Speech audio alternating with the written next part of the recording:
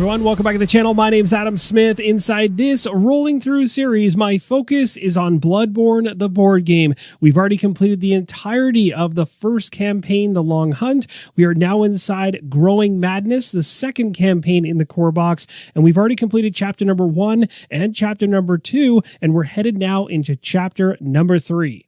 For the newcomers checking out the Rolling Through series for the first time, you can check out the entire playlist in the top right-hand corner. It will have all the Growing Madness chapters we went through in campaign number 1 there, as well as the first 2 chapters of Growing Madness. Now, if you want to watch everything from start to finish, that is awesome. If you just want to watch the campaign we're currently inside of, skip ahead till you get to chapter 1 of Growing Madness, watch that, then watch chapter 2, and you know all you need to know in order to enjoy this video here as we head into chapter number 3, the final chapter of this campaign, of which I'm hoping to pull out a victory. Now, I've already partially set up for chapter number 3, but we'll go ahead with the final steps right now. First off, I've gone ahead and replenished the Hunter's Dream with a number of cards off the top of the deck: Dash, Second Wind, Tactical, and Bloodthirsty.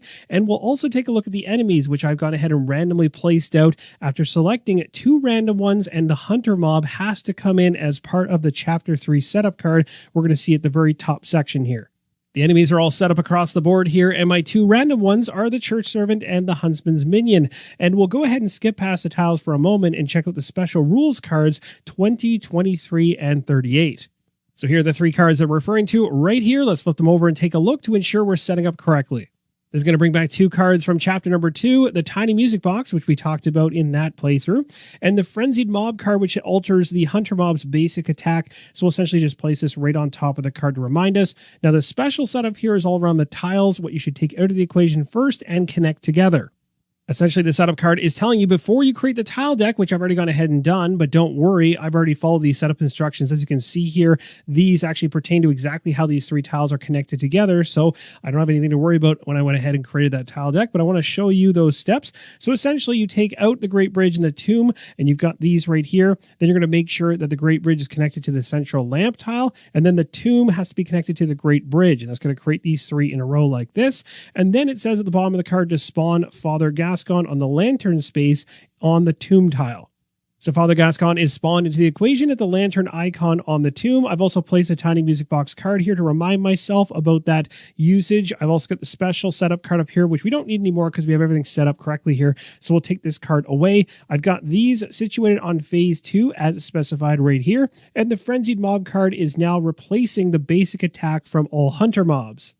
Now, with all the special rules out of the way, you go back to setting up your tile deck as it mentioned. So we got the Barred Window, the Grand Cathedral, the Occupied House, and the Ransacked House, and 2 random tiles. And I've shuffled those already together before this video even began and placed them up top, so that is good to go. We'll flip this over to see the main hunt mission. We start the hunt and reveal that hunt mission by going to card 39, which I'll do in a second, if we happen to end a move on the Barred Window space, or the Grand Cathedral, or the Occupied House. There are specific cards to reveal at that time. So for now, we're going to card 39 to find out more. Gascon rears up, convulsing as vigor flows through him. Beasts cannot slay me. You move to attack, but your blows seem to have little impact. Perhaps it is the influence of the Blood Moon or some deeper force pushing him forward, but for now you decide to fall back and regroup before launching your attack. Gascon is still a veteran hunter and should not be underestimated. I'm told to reveal card number 40. Per card 39, it says Boundless Frenzy. Gascon has 6 HP but cannot be slain. If Gascon would be slain, instead mark him with an insight token. He no longer activates or pursues. He is not removed on a reset, but he heals all his damage and removes the token. At the end of each round, if Gascon is not in a space with a hunter, he moves 3 spaces towards the nearest hunter with the lowest HP, which will always be me in my case, and attacks. Otherwise, he attacks the hunter in his space with the lowest HP. So long story short, he's coming after me.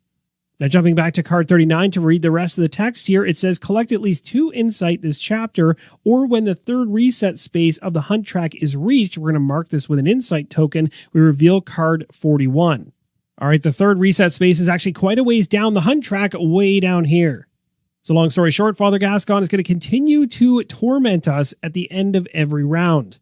And I've got to complete 2 insight missions or let time get to the 3rd reset space, which I imagine is probably not a good thing. My hunter's also set and ready to go. I've got 2 runes here set up. I've got the clear 1 slot, move 2. I've got an on kill, deal 2 damage to 1 other enemy within 1 space. I've got the messenger's gift, which allows me to have a non-boss enemy not activate after my turn. And hunter torch, of course, which has come in handy a couple times. And 1 consumable, which has been holding on for a while because I haven't had a time frame to use it so far. But this allows me to teleport to any lantern space. So it might come in handy at some point to generate some movement or to get me out of a situation. So let's head into round number 1, draw up our 3 cards, and see what we have to work with. We've got ourselves Poised here, +1 damage, cannot suffer, stagger, or stun. We got Rallying, another +1 damage with some heal, and Second Wind.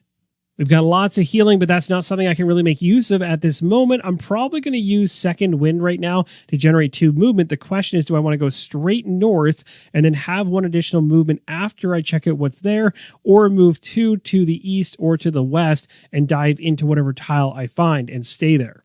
Let's be a little adventurous this time around. Let's head off to the east. We're going to go 2 spaces. Once I move in, well, that's the end of my movement, and we'll see what happens.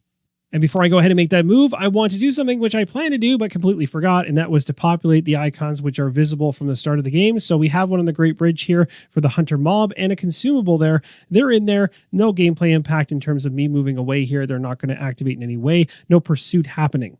I'm honestly not really sure what it is about me, but every single time I reveal a tile, it never seems to be one of the locations I'm hoping to find off the chapter card. It always ends up being some random tile. And to make things even more fun, it's completely full of enemies. Now, I've rearranged things a little bit because I decided to go off to the east, so my mission cards are now over here instead, and this gives me some space for my hand to sit so you guys can see exactly what I have in my hand. Cards I've actually used are discarded sideways, and my deck is below that. Now, we're inside of a space right now with a 4 HP Huntsman's Minion. Sorry, it is 5 HP, which makes it even more painful. Good news is I have the side of my weapon up at 4 damage, and I have a +1 damage in either of these cards, but I probably should keep the heal likely for the second attack. Obviously, this is a very tough call to make because I have no idea what the enemy action deck is going to throw at me, and this Huntsman's Minion has some nasty attacks. We're going to go for the Overhead Slam, Poised, +1 damage for 5 damage at a slow speed. I cannot suffer, stagger, or stun. Again, always taking a look at the enemy cards is a good idea because it might give you more information on which card you should be playing in order to play into your strengths. Now, for me right now, I played Poised. I'm actually going to take that back because I haven't actually revealed the enemy action card yet, and I'm going to go ahead and put Rallying in there instead. So I'm going to have an after attack heal, which I'll get, and that I think is going to make a lot more sense for this giant beast that's going to want to throw some serious damage at me. I made that change off camera, so now the Overhead Slam is a +1 damage, so it's 5 damage still. After attack now is a heal 2, and it's coming slow. So let's see what the enemy action is going to be off the top. This should be very interesting. Oh no, it's an ability. I was actually hoping for basic because I could use my pistol, but the ability here says Hunter must discard 1 card or their attack suffers, well actually that's not going to matter much. I'm going slow anyway with my speed, so I don't mind if it suffers a slowdown in speed because it can't go any lower than slow, and I cannot dodge. Well, I wasn't planning to dodge anyway, so no issue there, but it does say to flip another enemy action. So let's see what else is happening, and there's the basic. So the question is, with no dodge in hand, it's probably a great idea to use my pistol. We're going to exhaust it in order to stagger this enemy and then throw our big time damage to take it out. So I've gone ahead and exhausted her pistol. That is going to allow me to block that basic attack. Also worth mentioning, if I want to flip this back over, discarding a card or 1 Blood Echo will allow it to refresh, unless, of course, I go to the Hunter's Dream. I still have 1 card left, and this major Overhead Slam with 5 damage hits that Huntsman's Minion for 5 damage, taking it out, and will gain a Blood Echo right here. Now, you may be wondering, why am I using my Heal 2 card in order to attack if I knew I was going to use my pistol? Well, the plan was to actually have kind of an insurance policy on the special being pulled, because the special would have thrown all kinds of fun at me and a bunch of damage. So that would allow me to kind of heal back up afterwards. But it didn't come up, so I did kind of burn it, unfortunately. So the question now is, do I burn more time going after another enemy, taking it down, or do I just turn around and head back out? Now, it's going to pursue me. If I do that, it'll move 1 space over, but at least if I get back to the central lamp tile and head elsewhere, it will not pursue me any longer because I won't be leaving a tile or a space where an enemy resides. And so because of that, I can kind of leave that church servant over there, and we can just kind of continue on our merry way, knowing that that did not work out in finding a location I was looking for. I could also forcefully push through that area and try to come out the other side of it. I just don't know if there's any advantage in doing that when I'm really trying to progress the insight. You know what, the more I think about it, it might make sense to just sit still, and that's because the fact this hunter mob is waiting for me right here, and if I was to move back in the central lamp tile, great, because I'm going off for other exploration, but downside is I'd just be inviting them to come right into my space, and I have a little bit more of a card that I think benefits a fight against this church servant in Poised. I also can't forget about Father Gascon way in the back here, but he's going to be moving 3 at the end of every single round, which means he'll move from where he is all the way to the central lamp tile space, and if I'm inside of there, that's another problem for me. So maybe another reason why jumping back there may not be a good idea. It might be better to stay where I am. It gives me distance away from everything going on over here, and maybe continue to head that way. I could even potentially use the Messenger's gift card that allows me to not activate a non-boss enemy, so I could choose to have this enemy not even be able to activate and then deal with it as I head that direction.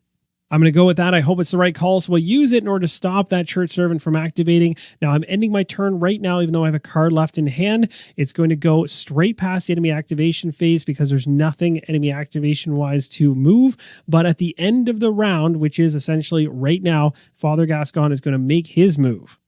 So he's going to come charging right up into the most important tile in the entire game that connects mostly everything going on, which means at this point, trying to stay away from him is going to become tougher and tougher. I guess the good news is he doesn't get to attack me, so that's a plus. We're going into round number 2.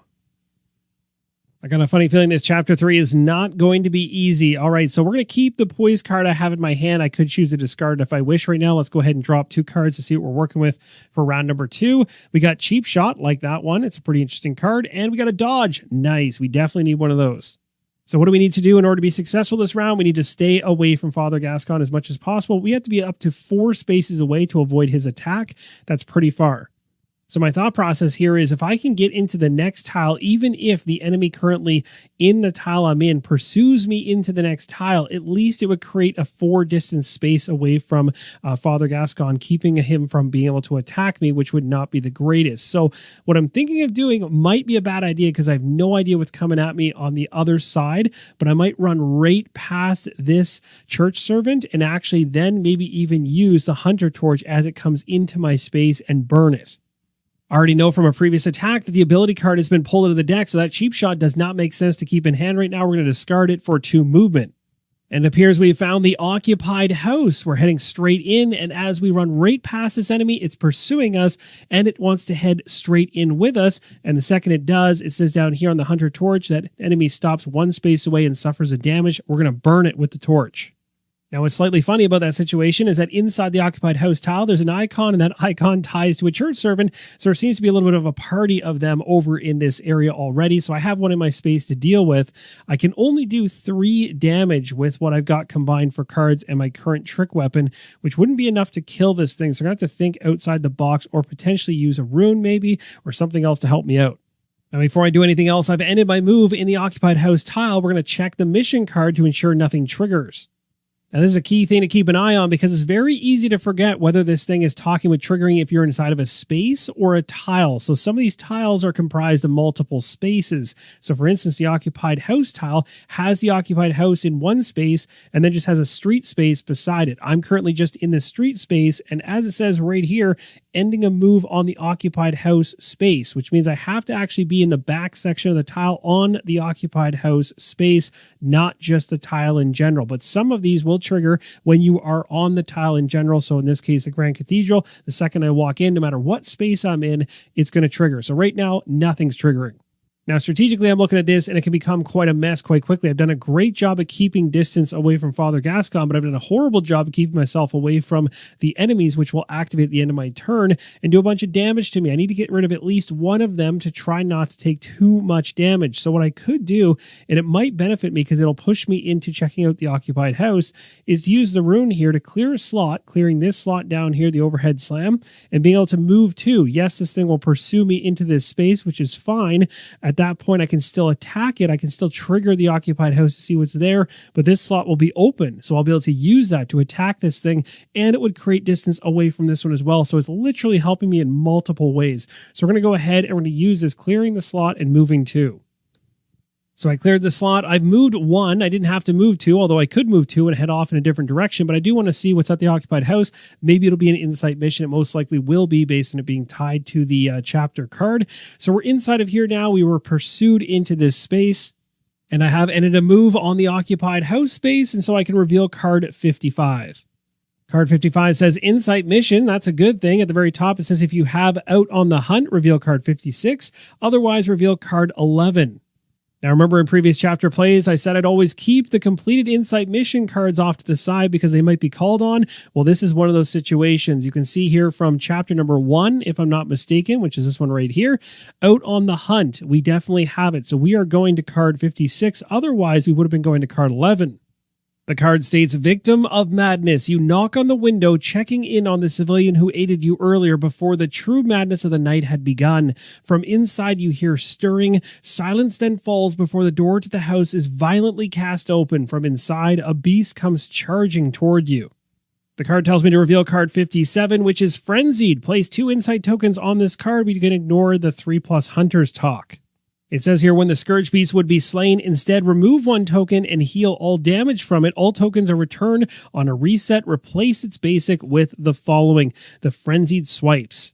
And as we can see here back on the previous card, spawn a Scourge Beast on the occupied house space. It responds to that space on a reset. That is really unfortunate.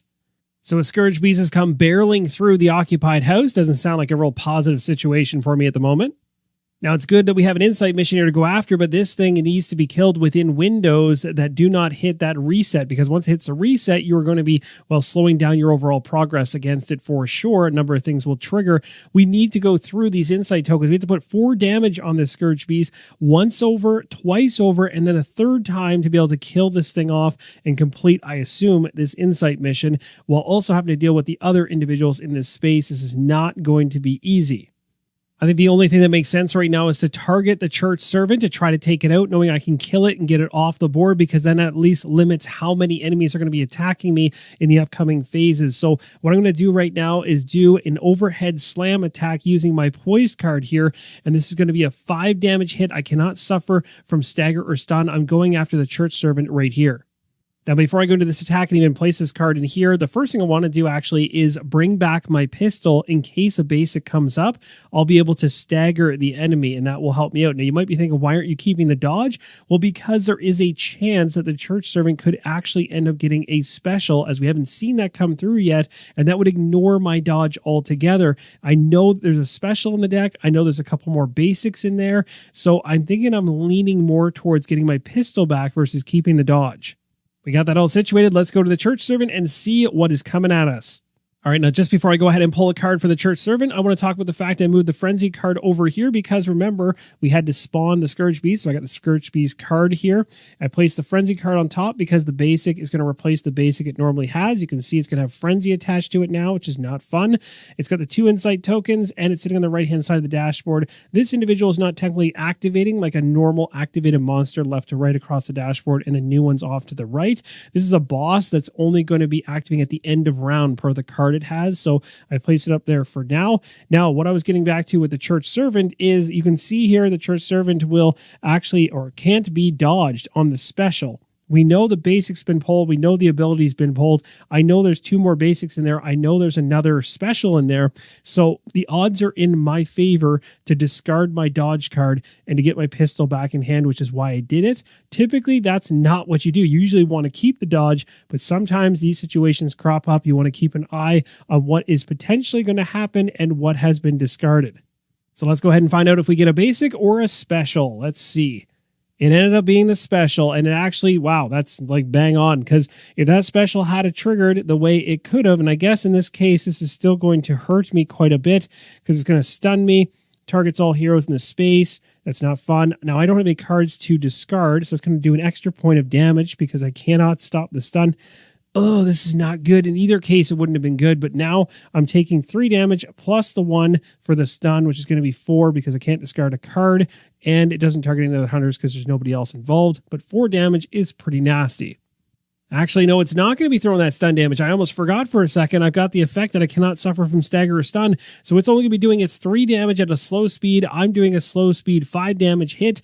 This church servant is definitely dead, and I'm just losing 3 health only. Now let's go ahead and use another card I've got here called the Beast Ruin. It says, on kill, deal 2 damage to 1 other enemy within 1 space. Well, I'm going to deal it right to that beast that came flying through the door. So that puts 2 damage on an enemy that needs 4 damage, and then another 4 damage, and then another 4 damage to finally take it down. So we're working our way through it. That was an absolutely wild player turn in round number 2. The enemies are now going to activate. Going left to right across the dashboard, the church servant is first activating and moving into the same tile as me, not in the same space, so we don't get attacked from it at the moment. However, the Scourge Beast is going to attack me right now, so we're going to draw a card, and it's going to be a basic, which is awesome because I have the pistol ready to defend myself, which hopefully will be good. Now, I can't say it's going to be a basic for sure because there's 3 cards in here. There is still another ability card that could crop up. We'll see what happens. Okay, we did get lucky there. So we got a basic. We're going to use the pistol right now to stagger the enemy, and of course, I didn't use any cards to attack it back or do anything else. All right, so we automatically staggered the enemy, so nothing bad happening there, which would have been a combo slash coming at us, so thankfully we don't have to deal with that. But what we do have to deal with is Father Gascon now, at the end of the round, is going to move 3 spaces towards me. I gotta say, this is an absolutely wild situation going on here because this enemy needs so much damage to be taken down to complete the insight mission. With this guy hounding me, it's gonna be very difficult to do this without taking a slew of damage. Now, I do have this Bold Hunter's Mark card here that allows me to teleport my hunter to any other lantern space, so I could kind of get myself to the opposite side of the game board if he happens to catch up to me, which he will. But where he's situated right now, no matter where I go, left or right, he's gonna have enough movement to get to me, even if I teleport. So it's going to become really, really hard to avoid him unless I start running. And of course, if I start running, well, the Scourge Beast is going to follow me along with everybody else. Round number 2 is now done. We're heading into round number 3, and it feels like every round is getting progressively harder in this chapter. Let's go ahead and draw up 3 cards and see what cards we have to use. We got a basic dodge here. We have a basic draw 1, and we have a swift +1 on the speed and +1 damage. To be completely honest, as much as I want to stay here and try to kill this beast, everything inside is telling me to run away. So I'm almost thinking I should use the Bold Hunter's Mark to teleport over to the other space and start heading in a different direction to, again, avoid all of the crazy attacks that'll be coming my way if I stay here. I think it was a pretty good thought for a moment there, but I don't think it's a good long-term solution to this situation, and staying still here fighting does not sound like a recipe for success. I'll end up getting thrown back to the Hunter's Dream with no blood echoes in my hand if I get destroyed here. So let's go ahead and use the Bold Hunter's Mark. We're going to teleport our hunter to any space that has a lantern. You know where that is. The central lamp tile is where we're headed.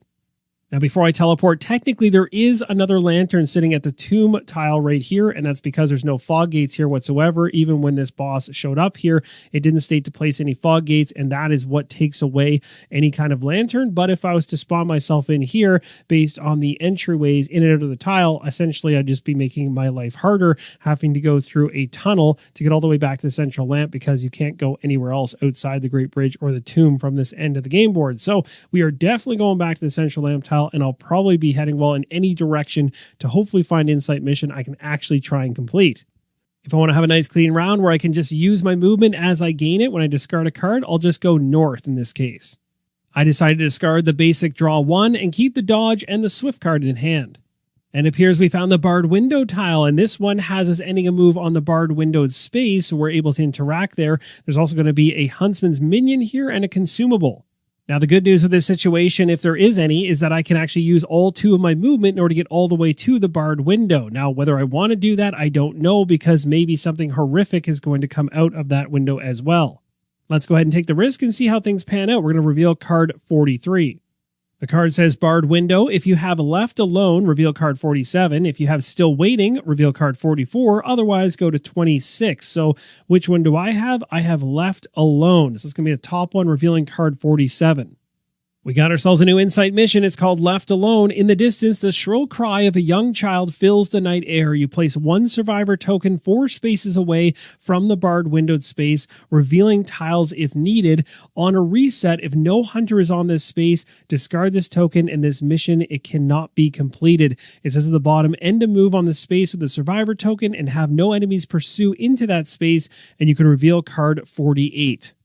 So I could place a survivor token 4 spaces away going into unrevealed tiles, but of course that could reveal a bunch of nastiness, or I could make use of the situation I have right here in front of me, which is 1, 2, 3, and 4. If I place a survivor token here, even though it's not the greatest because I'm kind of heading back towards all the insanity, the good news is when I'm actually running away, I'm going to be getting away from this individual who won't be able to pursue me to this area where the survivor is. And once I move from here to here, when you're entering into a tile with an enemy, that enemy does not pursue. It's only when you exit a tile or exit a space with an enemy that a pursue happens. And that would allow me with 2 cards and 4 movement to get all the way over there to that token and be there. Now, the really big question is, can I potentially survive an attack coming from Father Gascon? I'm not sure. That's the fun part. I've got Blood Echoes. Do I want to risk this, or do I want to go back to the Hunter's Dream and cash those in? It is a very tough call. So it really comes down to whether I value the Blood Echoes more or I value the completed Insight mission inside of round number 3, which is actually pretty solid to have happened that early in the game. Gives me an actual shot at doing the second Insight mission before we actually hit the trigger on the hunt track. I've chosen to risk it. I've discarded both cards to get 4 movement. As I moved, I was pursued 1 time. The first movement of 2 took me from here to here and to here. And as I left the space with an enemy, the enemy moved 1. From here went another 2 movement for the other card. And now I'm in the same space as a survivor token. And we get to reveal a card. The card states, I didn't know what to do, Hunter. I have nowhere to go. Please help me. The girl breaks down and sobs. We cannot merely leave the child alone. We must get her someplace safe, at least for this night. It tells us to not remove the survivor token from the map. Any hunter can pick up the token when they move out of the space. The token is moved to the barred windowed space if the hunter teleports or goes to the dream. You complete this mission by ending a move on the Grand Cathedral tile with the token. It appears the mission won't be that easy. We're going to have to continue with the survivor to try and find the Grand Cathedral. Now at this point, enemy activation is going to occur. It's going to work from left to right across the dashboard. The church servant is going to activate on a tile adjacent to me, moving 1 space to be inside the tile with me. Looks like I've attracted a lot of attention being in this tile. Activation goes on to the huntsman's minion as well as the hunter mob, neither of which are going to be activating as they're too far away. But the scourge beast does activate and moves a space towards me. That's enemy activation. We go to the end of the round, which means Father Gascon is going to come right after me as he's easily within range. So it makes this quite painful right now as I've certainly put my Blood Echoes at risk as I have absolutely no cards in hand as he attacks. Let's go ahead and pull the top card off his deck and see what he's doing to me. It's going to be an Axe Sweep. There's going to be a medium speed, 2 damage. And it says all other hunters in this space suffer a damage unless they dodge. There's nobody else anyway. But 2 damage won't kill me, which is good news. So I have 1 health left. I honestly don't know how I pulled that off. I thought it was dead for sure, but we are still standing. Now, I do want to mention when I pulled up Father Gascon's card here, and I mentioned it was at a medium speed, it's actually at a slow speed because, remember, we have the tiny music box, which states right on it every single time he attacks. It's going to be at a -1 in terms of suffering of speed. So always be 1 less than what he says. It's kind of hard to remember that as they're separate pieces of information on the table, but just keep that in mind because it will likely come into play at some point, especially when your hunter is ready to actually fight back. So that's the end of another round. We're heading into the next, which is round number 4. We're 1 round away from a reset. Let's draw 3 cards and see what we have to use because pretty much everything else has been burnt. I probably need to head back to the Hunter's Dream at this point, but I got a lot of things around me to worry about. Now, the timing of this is really tough because I don't have much for health. I want to use my Blood Echoes, but if I go back to the Hunter's Dream right now, I'm going to uptick the round track by 1. That's going to trigger this left alone one here that says on a reset, if no hunters on the space with the token, the survivor, the token is gone and the mission can no longer be completed. I'm going to risk it and see if I can find the tile I'm looking for as I head off west. We're going to head this direction. In order to do so, I'm going to need to move, so I'm going to have to burn something here in terms of cards. All right, I've got a green and a red card here in my hand. I'm going to go ahead and discard one of these. I'll just discard the green one in order to allow me to move 2 more. Yes, I found the Grand Cathedral, and at the same time as I exited the tile, Father Gascon also followed me and pursued me. So move 1 space to here. I got my survivor into the Grand Cathedral, and there's 2 things here consumable as well as a lamp that need to spawn. And as I stated on the left alone card, which was right here, brought up here, it states, complete this mission by ending a move on the Grand Cathedral tile with the token, reveal card 49. And just like that, we completed our first Insight mission in chapter number 3, Led to Safety. We gain a consumable and a rune for completing this quest. Let's go to the top of the consumable deck and see what we get from that. We got ourselves, hey, a Molotov cocktail. That's not bad at all. During the hunter turn, deal a damage, or 2 damage to 1 enemy in your space. And here's a look at the rune we just gained. It's actually a pretty good one. On attack, attack gains stagger and may stagger attacks of the same speed. Now that she's safe inside the Grand Cathedral, we can remove her token. And at this point, I still have one card left in hand. Now, one correction I need to make is that I did not move the Church Servant when my character left this space at the beginning of the turn. It would have been pursued by all the characters on the tile, and especially Gascon. He was inside the space, but both of them would have moved forward once, putting this one from here to here. Now, I still have a card in hand, but that's not all. As we ended our move inside the Grand Cathedral, not only were we dealing with an insight mission and it ended up being in a completion, which was awesome, we also trigger landing on the Grand Cathedral tile as well off the mission card, which has us revealing card 50. And that card says if we have Eileen's approval, we're going to card 53, otherwise 51. So in our case, 51. This is a good news, bad news situation. We found ourselves a new insight mission, but at the same time, we also found ourselves what looks to be a pretty nasty situation. It says, as you enter the Grand Cathedral, you come across the sight of a hunter garbed in crow feather attire. She turns to you. Her breathing is haggard as she lets out a low laugh. Few can resist the intoxication of the hunt. Look at you just the same as all the rest. The hunters must die. Your punishment is death. Death to the hunters, she cackles as she draws her blades. The nightmare must end. It says to surround the Grand Cathedral tile with fog gates, spawn the crow represented by her token on the lantern space, and she responds on that space if a reset is hit. We complete the mission, the insight mission, by slaying her. So now we at least have an accomplishable, hopefully, goal we can go after for that second insight. Eileen the Crow is spawned in this location based on the lantern icon. I've also got the reference card as well. And here's a look at a reference card. This one is also double-sided, similar to an enemy card, but different in that you'll see a 1 to 2, and the other side says a 3+. That's talking about the number of hunters in play. So for us, we're playing true solo, so we're staying on this side of the card, but if we had 3 hunters in play, we'd be using this side of the card. Now, this is likely obvious. We are definitely discarding the card we have in hand in order to head to the Hunter's Dream. We are not equipped to fight at this moment with 1 HP. We're not going to get anywhere fast. We're going to head back with our Blood Echoes intact and be able to upgrade our deck and then head back into the fight. So that last basic draw 1 card is discarded. That's going to do it. We're heading to the Hunter's Dream and also upticking the round. Now, as we head into the Hunter's Dream, you'll notice a number of card decks which were sitting over here have been moved over here to make room for the reference cards that have come spilling out as we continue through this chapter. But now inside the Hunter's Dream, we're going to uptick this, and it's going to hit a reset space. Let's go ahead and reset all the enemies.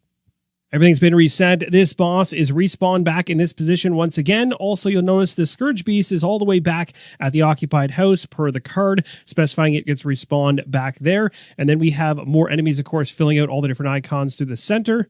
And I am told for Father Gascon to keep him exactly where he is. With that now done, let's go ahead and spend our Blood Echoes and pick up some new upgrades for our deck. I'm going to spend a Blood Echo here to pick up the dash card. I think this will come in handy for movement and also giving me the dodge on top of it. And to get it into my deck right away, let's go ahead and discard a basic dodge. The next card in the row is Cheap Shot, a pretty solid one. We're going to go ahead and spend a Blood Echo, though, on Bloodthirsty. I like this one. On kill, it's going to give me a draw of a card as well as a heal. And to get that into my deck, I'll discard a basic draw 1. That's going to do it. Let's go ahead and shuffle our deck together, and we're going to go over and reset the Hunter. So now I'm going to go ahead and reset the Hunter. I'm going to flip over the Trick Weapon and start on the opposite side this time. That's going to do it. Let's get our Hunter into a lantern space. I'm going to choose the Central Lamp. So we are certainly dropping ourselves right back into the action here as Father Gascon is sitting here waiting for us, but we can jump right through the fog gates here into the Grand Cathedral and avoid his pain. Now at this point, we're going to jump ourselves up on the track. We're going to the next round. All right, so let's draw for the new round and see what we have for cards. We got ourselves Bloodthirsty. Awesome. We got one of the cards we just picked up. We got Second Wind. Don't need that right now. And a basic dodge. Now, the unfortunate situation right now is that if I use 1 card just to move, I'm only getting 2 movement, which isn't enough to actually get me into the same space as the individual I'm trying to attack. So it's going to be a bit harder. I have to spend more cards to get closer. Now, I was debating whether I should spend 2 cards to get enough movement to get right into the space here to deal with this individual, but instead I'll just spend 1 card to get into this space here. We'll stop with 2 cards in hand. Hopefully that will help me when it comes back to attack us. And as you saw, Father Gascon pursued us as well, but again, he's never going to be able to cross over that fog gate. It's on to enemy activation. The only one that can activate is the one inside the fog gates, and it's going to head right into my space to attack me. Now, before we go ahead with an attack card draw for the enemy, I do have an attack card I can also play to do some damage back. So I'm going to play this Bloodthirsty card. We're going to throw it into one of the slash positions. So we're going to put it in the medium one here, which is going to be a 3 damage hit on kill, draw 1, heal 1. That will not happen because I will not get enough damage to be able to kill it, but at least we're doing something to it. Let's draw the card and see what we're working with in terms of defense. If we have anything at all, we got a basic. That's a good thing because I have my pistol refreshed. I could use it to stagger this attack, and the attack that's coming towards me right now is called Blade of Mercy. Now, I also have my dodge card and the stagger from the pistol, so I can go either way with this, but the basic here says it's going to be a fast speed attack at 2 damage. Because this is coming at me fast and my attack is medium, it gets a +1 on damage per the effect here, so it's going to be 3 damage coming at me unless I dodge it or stagger it with my pistol. Now, one of the reasons I flipped over my trick weapon was to get myself into a position where I can use dodge cards at a fast enough speed to deal with the enemy, at the same time benefiting from clearing the slot, the additional damage you get. So I'll place my dodge in the same speed as the enemy's attack, which is going to allow me to dodge it, which is awesome. It's going to clear immediately going into the discard and throw a damage at the enemy. 1 is better than nothing, so that's 1 of the 10 we need to take it down. Now we resolve any leftover attacks, and the only one that's going to actually happen because it wasn't dodged is mine, and that's going to be Bloodthirsty. So it's going to be 3 right here. I did not kill it, so I don't get to draw 1 or heal 1. So as you can see, sometimes timing-wise, it's better to actually sit back with cards in hand and wait for the enemy to come to you to attack it. Now I've put a bunch of damage on this thing, and when my turn starts next, I'm going to be able to get a fresh hand of cards and hopefully get the cards I need to take this thing out. Now also keep in mind, I've got some really good damage cards up here. The Hunter Torch I could have used when it moved into my space because it is a non-boss enemy. It does not have a boss card. It's an enemy card. And so because of that, I could have used a torch, but I knew that I had to dodge, and I knew I'd get a free damage off of this, so I didn't want to burn the Hunter's Torch right away. So I've kept it. I do have the Molotov Cocktail. If I get close enough on my next round's attack, I might chuck that to finish it off.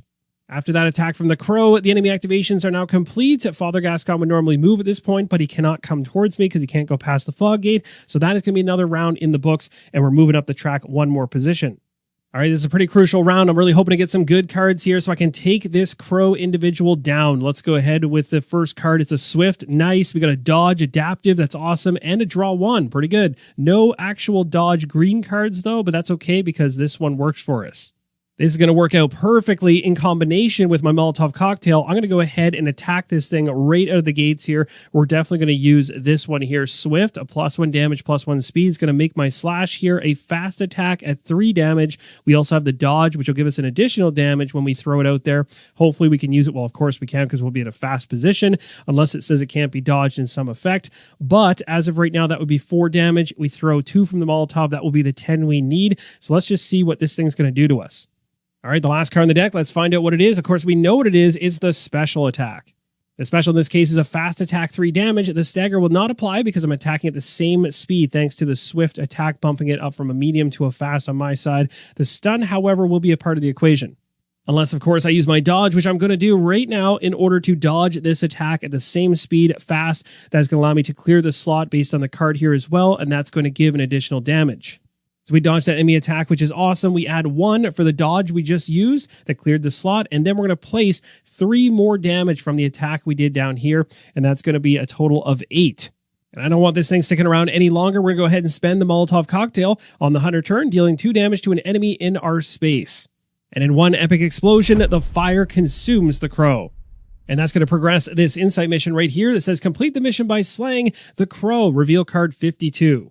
This is awesome. We've taken down another insight mission, which is a 2 we need, and we've done it in very good time. We are only halfway to the insight token on the hunt track that would have triggered if we hadn't completed 2 insight. Now we'll get back to the main hunt mission card up here in a second, but first we gain some things.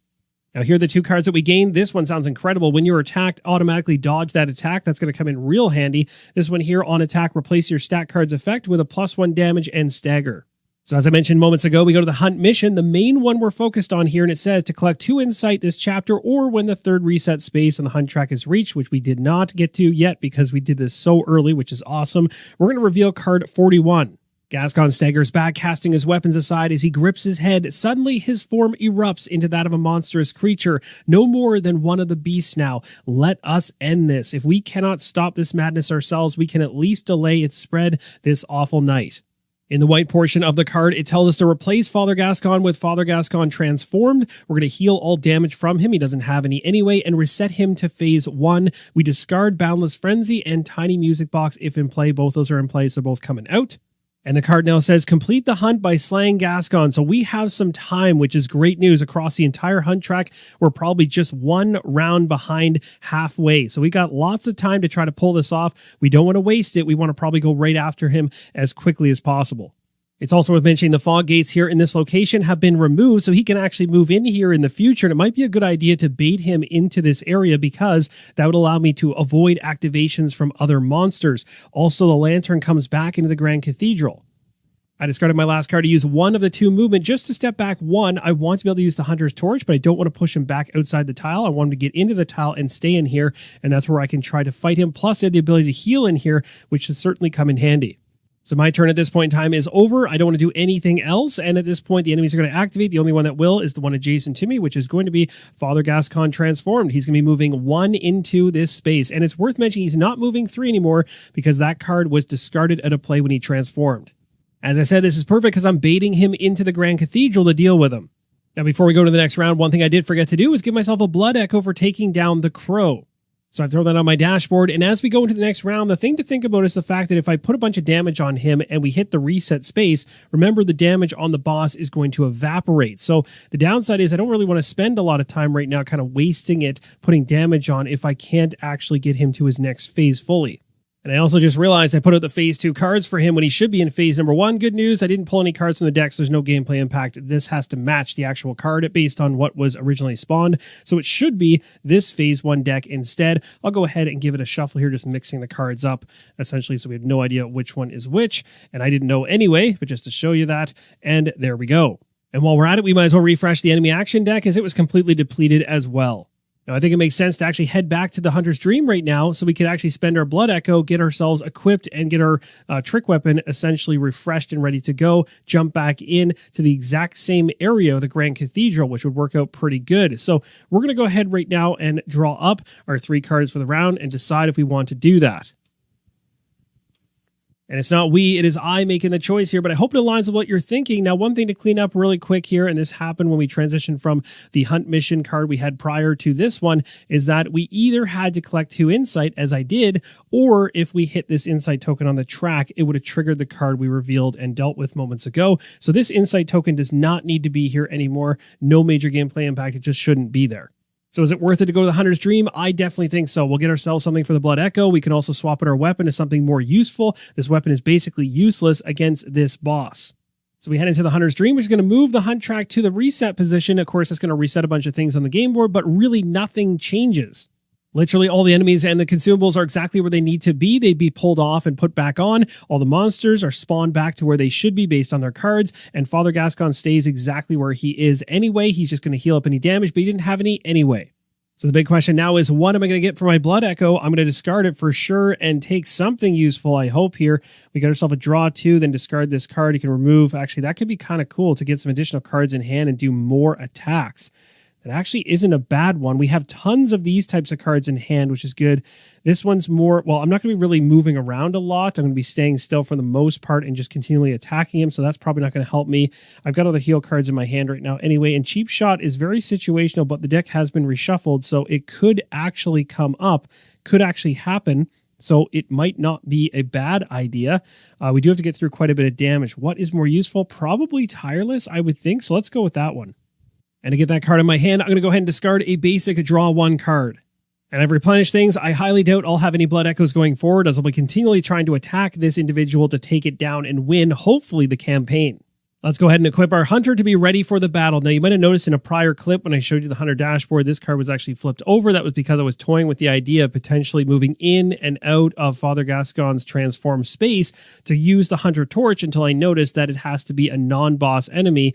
That is the only way you can actually use that damage there. So that is another card I am definitely not going to want to have in my hand right now.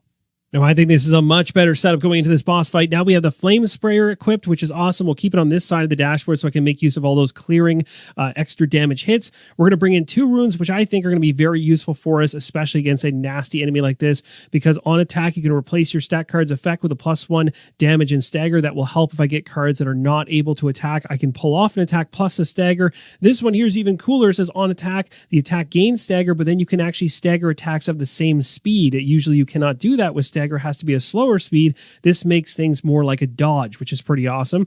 This is kind of a useless one. Unfortunately, I have nothing I can actually swap out to get this one out of here because it only affects non-boss enemies. So unfortunately, it's kind of like a dead space slot being used right now for that reward. But the old hunter bone is definitely coming in. This one says when you're attacked, automatically dodge the attack. So I've got lots of stagger, dodge going on up here, plus what's on inside my deck, I should say.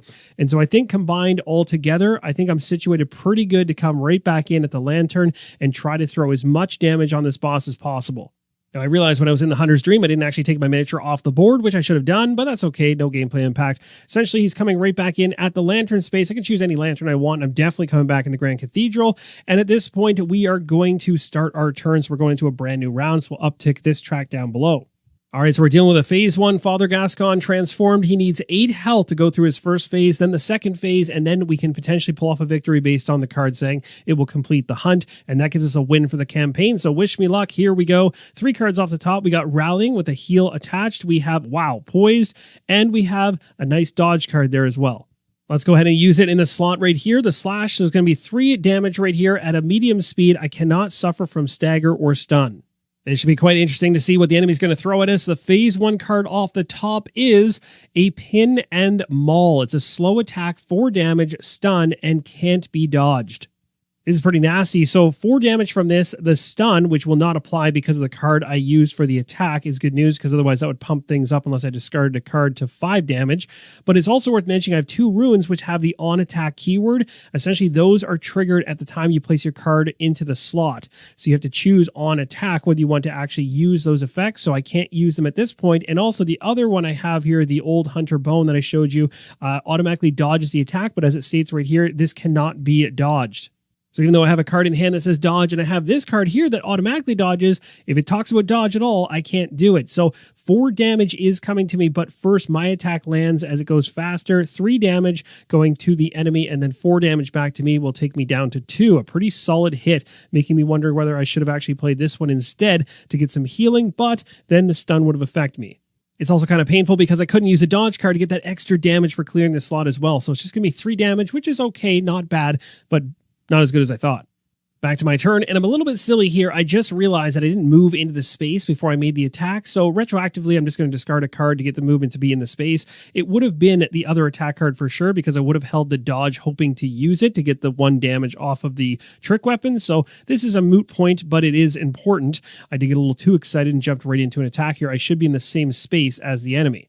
So I've only got 1 card left, but I could do something interesting. I could actually, instead of using it for what is written here, instead I could use one of my runes, or maybe both of them.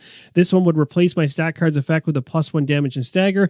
This one here allows me to stagger anything at the same speed. He's probably moving at a slow speed based on him being transformed at this point, so I think I should be able to pull off going for the extra damage. So let's go ahead with this one, replacing the card's effect with a +1 damage and stagger. We're going to place it in the medium speed slot. Now also be aware that I've got this weapon here, which I can absolutely use as an attack, which I plan to do shortly after this. Although I have to keep in mind, I want to have enough dodge cards or dodge abilities coming from the old Hunter Bone or something else in order to avoid damage coming back at me, or I'll be right back in the Hunter's Dream.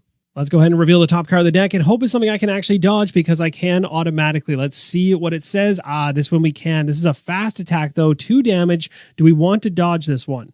Now, my card that I placed in here is being treated as a +1 damage with stagger. The stagger means nothing when that thing is moving fast, but I can automatically dodge it because, well, it makes sense. Otherwise, I'm headed back to the Hunter's Dream because I only have 2 health anyway. So we're going to go ahead and automatically dodge this attack. And of course, we want to do that so we can actually apply the damage from my attack, which is going to be the 3 right here. Now, this says each time you clear a slot, you deal a damage. So I don't get the extra 1 from this, but I do get the 2 here plus this card being treated with the additional damage from this one at 3, so 3 damage gets through. That's pretty solid, up to 6. That's another 3 damage for Father Gascon, so he is 2 away from his phase 1 being dealt with. So let's go ahead and light him up with a flame sprayer. This is going to be a medium speed attack. It's going to have 2 damage, which is exactly what we need. We can ignore the bottom part here because there's no other enemies in the space, and it says we also get stagger on top of it at that medium speed. My hope here is I can land this 2 damage before I get taken back to the Hunter's Dream myself because I am on the edge of death.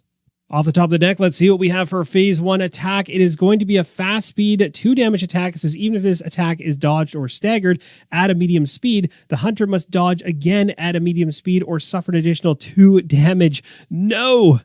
Now, unfortunately, I'm attacking at a medium speed, and my stagger will do literally nothing in this situation, which is not good. So the enemy gets to resolve its attack first, which is a fast attack at 2 damage before mine even gets to resolve. And unfortunately, that's going to be the 2 damage that takes me out and sends me back to the Hunter's Dream. It is safe to say this won't be an easy fight, and as we head back to the Hunter's Dream, I have no Blood Echoes to spend, but we do have to uptick the round track by 1. And remember, we timed things pretty good in terms of the reset and starting to attack this thing because we don't want it to be able to replenish its health. So as we go up by 1, we still have some time to be able to get into phase number 2, or maybe even kill this thing before the reset hits. And speaking of resetting things, we need to equip ourselves in the Hunter's Dream to be ready to go after this thing yet again. Okay, I'm all reset, and I think I've got a decent strategy here. My plan is to go right back in and use the Flame Sprayer with the stagger and hope that the 2 damage is enough to get him into phase number 2, and then I'll have this huge overhead slam attack, which I'm hoping I can pair with Swift to boost the speed of things. I got 2 Swift cards in my deck. Hopefully one will come up. We shall see. As my character comes back on the map, it's going to end up in the lamp space, which means we're going to have to move again to get back into the same space as the enemy. And we're going to go ahead and uptick the round track to the next position. We're getting closer to a reset. It's a big moment. Let's find out what 3 cards are coming off the top of the deck for this round. We got ourselves Tireless, allowing me to draw 2. That's not bad. Cheap Shot. Hey, that could come in handy. Actually, no, it won't, because we're using the boss's card. That will be actually pretty much useless. And then the basic Dodge. All right, well, for sure, we're going to use the Stagger in order to get us into the same space as the enemy, so I'll discard that. And now that I'm in there with him, I'm using my Flame Sprayer, which is going to be a medium speed, 2 damage attack with stagger. I'm flipping it over on my dashboard as we speak. This is no longer an option for us. If we want to bring it back during play without going to the Hunter's Dream, is 2 cards discarded to refresh it. All right, my friends, let's see what's coming at us. I don't like this. This is probably going to be bad. It is it's actually not too bad. It's just a Claw Slash at 2 damage. Now it is coming at me at a fast speed, so my stagger will do nothing as I'm attacking it at a medium speed, and I have no slots that are fast, so a dodge up here will not do anything to stop it. So I am taking 2 damage, but at least my Flame Sprayer got through, and will do 2 damage to Father Gascon Transformed, which is going to deal with phase number 1. And that is awesome news, because we're now halfway through defeating the boss, and we managed to get that done before the reset occurred. He is certainly not a happy individual right now. He's coming at us even more aggressive. Likely the cards coming out of this deck are going to be pretty brutal. He's only got 7 health this phase, which is not bad. But the downside is I got a funny feeling those phase 2 cards are going to be absolutely nasty. Now, strategy-wise, this is what's going through my head. At this moment, we're going to be going into a reset in 1 round. So right after this round, this boss is going to heal whatever damage is on him. So I could go ahead and use this card right here with the rune.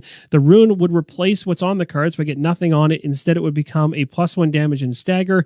It would go into this slot here for a 5 damage hit at a slow speed with stagger. Pretty solid. If it happens to actually land on the enemy, great news. 5 of the 7 is there. Downside is when it goes to the reset round, because I'd likely use the dodge in order to dodge an enemy attack coming at me, it would just go ahead and heal all that damage away. So essentially it's kind of a moot point unless I can find 2 damage elsewhere, which I can't.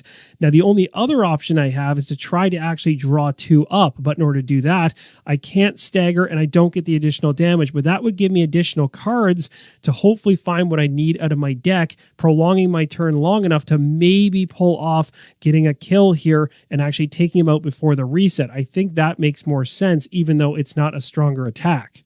Now, the other thing I'm struggling with is, do I place this card in this slot or do I place it in this slot? Because whichever one I do, it's going to affect where I can place my dodge card in terms of the speed, and that is going to have an impact on things as well. And I'm almost half tempted to put it in the combo slash spot and draw the cards up and then try to pull off an even heftier damage hit later, but then I'd be able to dodge only at a slow speed, and that is dangerous because his cards could have a lot of fast ones in there, but it would be juggling basically the deck, and it's unknown. I have no idea what I'm going to get. I think I'm going to go ahead. Oh, this is so tough. I want to draw the cards. I think I'm going to risk it. I don't know if this is a smart decision, but I'm going to go for it. We're going to do the combo slash at 2 speed. Now, as soon as I place this in there for the attack, I get to draw 2 and discard a card. So we're going to go ahead and draw 2. So we're going to dodge adaptive here and a Swift. So that is something I definitely want. So this would be a perfect card to put in here. It's what I was hoping to find eventually. So we got that. We'll discard this one, I believe, and we'll keep the other one. So it works out anyway. So we got a dodge and a Swift for later. So that's good news. So we're going at this thing with a 2 speed, 2 damage attack. It really hinges on what this card's coming off the deck for the enemy. All right, this is going to be wild. Let's see what happens. We're going to go ahead and pull the card off the top of the deck, and it's going to be, oh my gosh, an aerial dive. Remove Gascon from the map. At the end of the hunter turn, the enemy activation, return him to this space. All hunters in this space must dodge at a fast, oh my gosh, or suffer 2 damage. Didn't see that coming. So he dives off the map, completely avoiding me. He doesn't come back to the end of the hunter turn or the enemy activation. So that's going to make all of this, I mean, this is just wild in general. So basically at this point, I do suffer 2 damage as I can't dodge at a fast speed. That was absolutely ridiculous. I did not expect that to happen at all. So I'm essentially in a very strange position right now because not only can I not attack this individual, I've got the cards I want to use to attack, but I can't do it and I have very little health. It's absolutely wild. I mean, a part of me wants to go back to the Hunter's Dream because if I keep myself where I'm currently at, he is going to take me out. For sure, he's going to get that 2 damage and send me back there anyway. So while he's gone, I might as well head to the Hunter's Dream and get myself ready for when he returns. At this point, it just feels like he's toying with me. So if he's going to leave, I'm going to leave. I'm heading back to the Hunter's Dream at this point. I have no Blood Echoes to spend, so this is kind of a moot point to take a look here. But we do have to bump up the round track, and it's going to hit a reset space. The reset is not going to change anything on the game board, but as it states on the aerial dive here, he's going to be returned to the space that he was in at the end of the hunter turn and the enemy activation, so essentially around this time frame right now. So he's going to pop back in exactly where he was, and of course, no damage on him.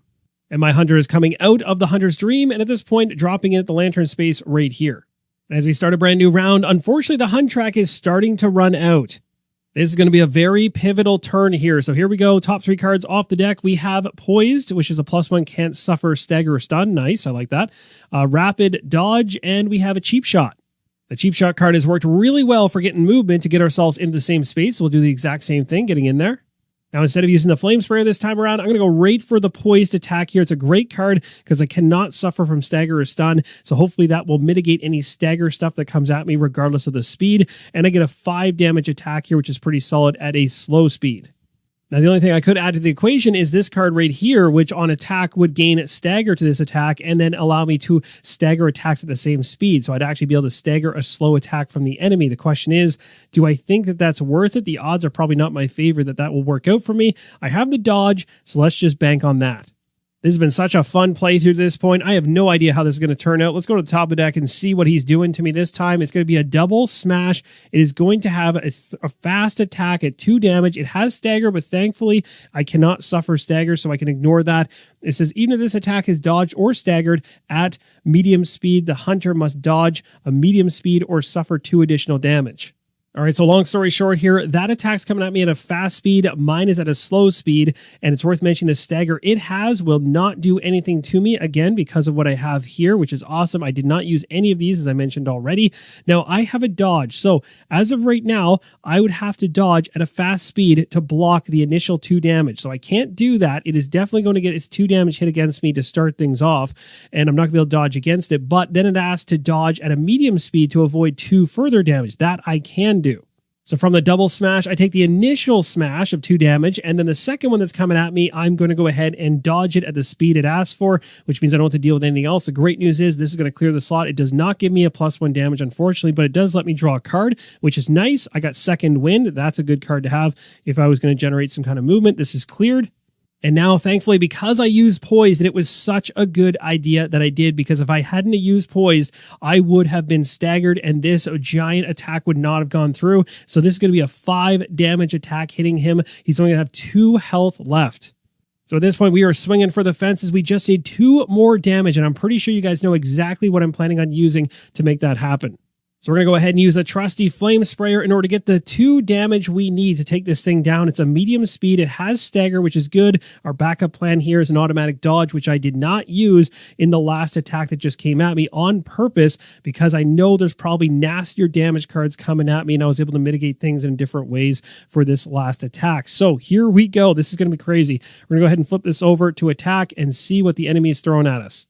All right, this is probably the biggest pull of the entire game off the deck. Let's see how we do. We got ourselves, oh, check it out. It's an overhead smash. It is a medium speed attack, so the same speed as ours. It has stagger, stun, and targets all hunters in the space. So the staggers on both sides, mine and the enemies, do nothing because they only cancel attacks that are slower than the current value. But what I do have up my sleeve is the old hunter bone. I'm going to automatically dodge the entire attack to not take any damage whatsoever. And I don't even have to deal with the attack from the enemy now. It was at the same speed as mine was. Mine goes through right now, and the flame sprayer is going to torch this thing. And we take down Father Gascon transformed. He's done, and we have won the campaign. So with the final 2 damage, the flame sprayer is going to burn him to ash. After slaying him, the main hunt mission card tells us to reveal card 42. Gascon lets out a bloodied roar before falling to the ground, ashamed to see this fate befall one of our own. Looking upward, you see the blood moon has begun to retreat from the sky, making way for the first lights of the dawn. Even now, you feel its terrible influence subsiding. With the rising of the sun, you know this hunt will soon end, but you feel no victory here. While you have quelled a large number of those affected, prevented the spread of this frenzy, you cannot help but wonder what the rising of the next blood moon will bring. And that, my friends, wraps up the campaign for Growing Madness with a success as we took down Father Gascon, transformed in a very epic battle at the very end, and we were getting very close at the end of the hunt track on top of it. I had a lot of fun going through this playthrough with you guys, and if you're interested in seeing more from the base box of Bloodborne, then let me know by leaving a like and a comment down below if you want to go into the third campaign for the base box. The third campaign in the base box is called Secrets of the Church. So let me know if you're interested in diving into that campaign next. If not, we could always dive into a brand new solo experience. Now, if you're new to the channel or you've been here before and you have not checked out the Discord community or the Facebook group, we'd love to have you jump into either or both those locations. We are constantly talking about retail release games and crowdfunding games in those spots, as well as a number of other facets of the solo community. And if you want to connect with other solo gamers, that is the spot. Now, if you enjoy what I do, consider supporting me and the channel. You'll find a join button right on the YouTube homepage for Rolling Solo, and there you'll find the perks listed out, including things like early access and a number of other things in each of the different tiers. It's also worth mentioning there'll be additional things being added in, exciting things I've never done on the channel before coming in 2026. So you definitely want to jump into the membership option as new things are going to be cropping up, and it'll be quite exciting for 2026. Thanks again for watching, and as always, keep on rolling solo.